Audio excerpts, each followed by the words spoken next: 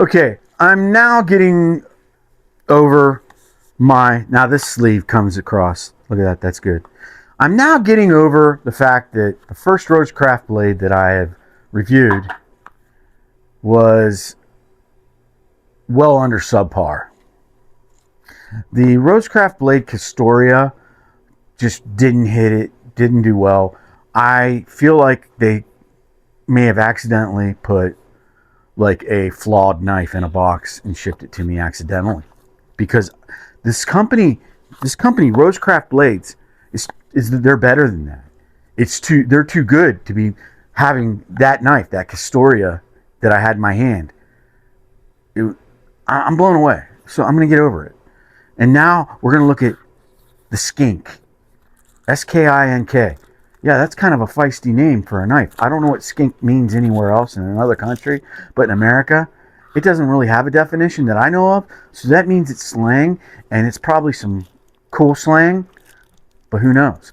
After handling that last knife, maybe it should be called the Skink. We're going to find out, because this button lock looks very similar to the Castoria button lock. Everything about this knife looks very familiar. So I'm going to be very surprised if it isn't. Okay, so this knife doesn't have the shield, which might be a good thing, because the shield on the last knife was all indented in. Indented in. Yeah. Okay, so this is just a very affordable flipper. Now, I love these ends. Look at those stainless steel ends, I think they are. That's cool. So this got the little button lock like the other one had. This is like a CEO carry, and I'm pretty excited about this knife because I do kind of I don't think I'm a CEO carry kind of guy, but I like the concept of it. And like, say you go to a wedding, or if you do go to a more formal setting, to have kind of a sleeker, cooler looking knife. Now, I don't love that pocket clip. I don't. But this is a super budget knife, actually. You know, I'm almost going to think this knife was $26. I'll put it right there. But it's hard to tell. Let's flip her open now. It's got the G10. You know, they splice the G10 in real nice. The screws there are some proud screws sticking up, but you know, this is a budget offering, so I don't want to be too crazy about this. Now it's got a T8 on the pivot, and on the others, there's nothing. On the Castoria, I couldn't loosen or tighten the pivot, so I don't know what was going on with that as well. This is a deep pocket carry clip, but it is set down 1/4 of an inch below the tail, the bottom tip of the knife. So this is tip up. Now I'm feeling a good, strong, deep. Wow. So this is assisted. Did you see that flip open?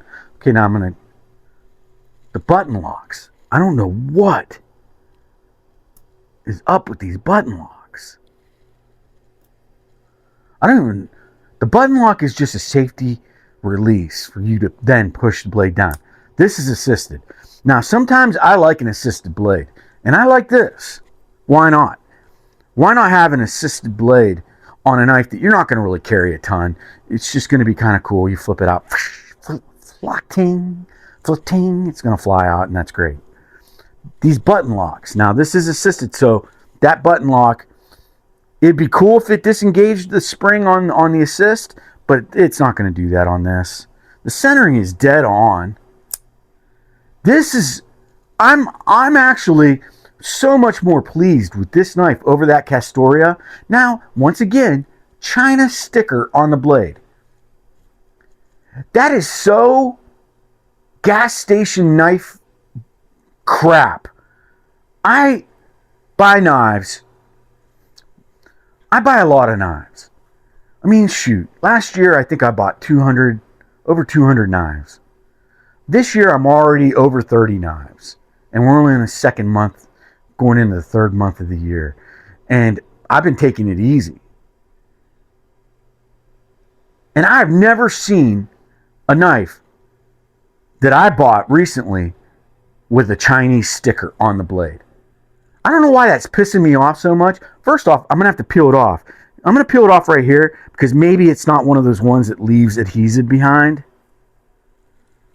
It doesn't leave adhesive, but I think you can see it leaves the oval China sticker impression. So we'll see. A little bit of oil, a little bit of rubbing, but yeah, it's leaving adhesive on there. I mean, that's just one thing that you just don't want on your knife, is a sticker on your knife. I know guys that don't want billboarding on their knife. Got billboarding all over these, and I'm okay with that. But you know what? Put your sticker on the box, not on the blade. Let me get past that anger, because it's not a big deal. It really isn't. There's greater things going on in this world today that we should be more concerned with than a Chinese sticker on the blade. But when you have a knife maker that you're super excited about, that you just are blown away by their traditional knives, and then they're doing some really amateur rookie stuff on these modern flippers that they probably just OEM in, and they just say, hey, whoever,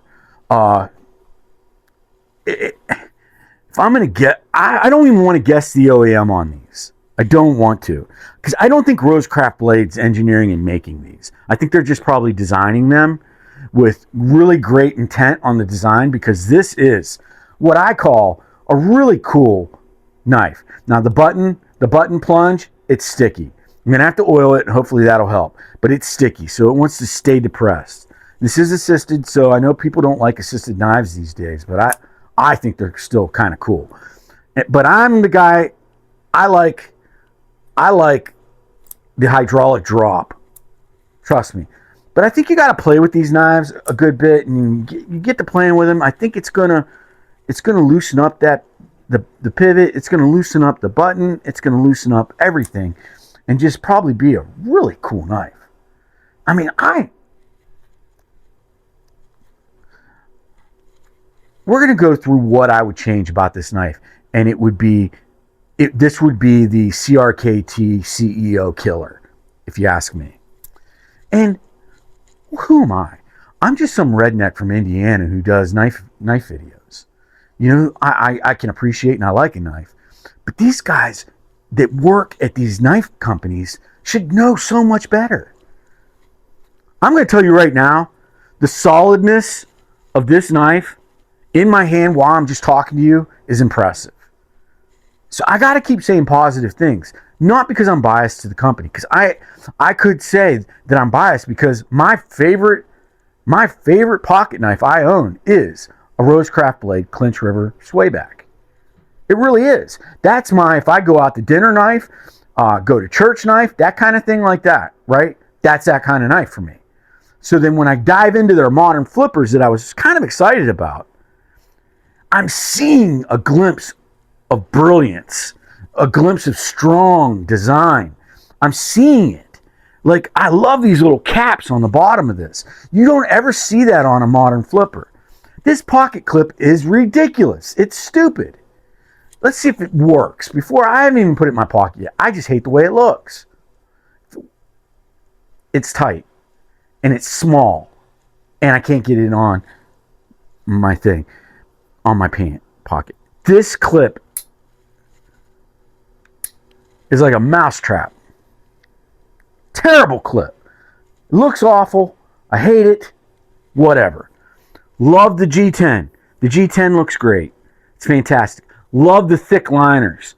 It gives a little heft to the knife. The button lock. The mechanics of it, wonky, sticky. It just makes no sense to me. On this knife, I say, I don't know what to say. Okay, the assisted open, very strong.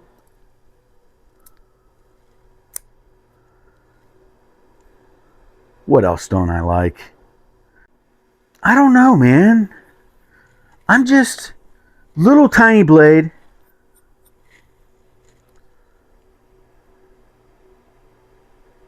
Swedge across the whole top of the blade. I like the swedges. No jimping. You don't need jimping, but it's nice sometimes to have a little bit of jimping right here to keep you from going up on there. I don't know, guys. I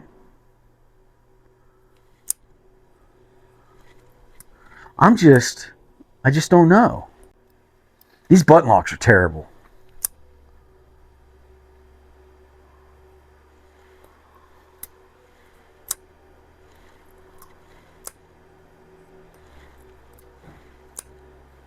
All right, I'm going to move on to the next one.